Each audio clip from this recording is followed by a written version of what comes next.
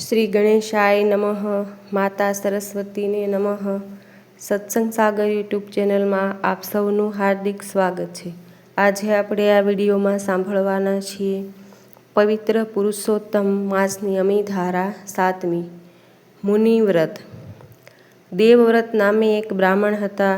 ઈશ્વરની અકળ કળાએ ઋણાનું બંધ છોડી પત્ની અને પુત્ર ગોલોક સિધાવી ગયા હતા. દેવવ્રત પ્રભુ ઉપર અપાર શ્રદ્ધા અને વિશ્વાસ રાખવાવાળો હતો.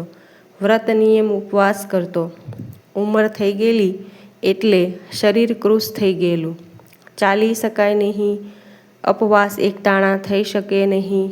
એવામાં અધિક માસ આવ્યો છે. દેવવ્રતને ખૂબ ભાવના હતી કે અધિક માસ નાહવું, ભગવાન પુરુષોત્તમ પ્રભુનું વ્રત રાખી ઉપવાસ કરવા, પરંતુ ઉપવાસ થઈ શકે તેમ હતા નહીં, ચાલી શકાય તેમ હતું નહીં. તેથી નદીએ સ્નાન કરવા જઈ શકાય નહીં. મન મૂંઝાયો, કેવી રીતે વ્રત નિયમ લેવું. મનમાં વલોપાત કરતો દેવવ્રત સૂઈ ગયો. પરંતુ આ કોણ છે? પુરુષોત્તમ રાય તેના સ્વપ્નમાં આવ્યા. કહે, દેવવ્રત જાગે છે કે ઊંઘે છે? કહે, પ્રભુ જાગું છું. ભગવાન કહે, તારી ભક્તિ અને ભાવના છે કે મારું વ્રત કરવું, અધિક માસ નાહવું, પરંતુ શારીરિક નિર્બળતાને લઈને તારાથી થઈ શકે તેમ નથી. પરંતુ તું દુઃખી ના થઈશ. એક સમય ભોજન કરજે અને ત્યારે મૌન રાખજે.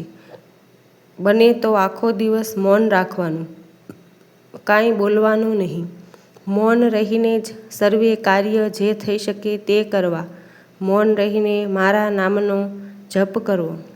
જ્યારે સૂર્યનારાયણ અસ્ત પામે પછી રાત્રે તારા દેખાય એટલે કે તારાઓના દર્શન કરી મૌન તોડવાનું અને બોલવાનું કે ઢમ ઢમ ઢમ ઢોલ વાગે વાગે ઝાલર સઈ, ગોરજી તો આરતી ઉતારે, હાથમાં ઘંટડી ગઈ. ધ્રુવજીના તારા ઉગ્યા, સપ્ત ઋષિના તારા ઉગ્યા, સર્વે મુનિઓના તારા ઉગ્યા, પછી અમારા મૌન છૂટ્યા. આટલું બોલ્યા બાદ તારે ભગવાન પુરુષોત્તમ રાયની જય બોલવાની, મૌન છોડવાનું, ત્યાર પછી ભોજન લેવાનું. આ પ્રમાણે મૌન વ્રતનો મહિમા અપાર છે. આખો અધિક માસ તારે આ વ્રત કરવું.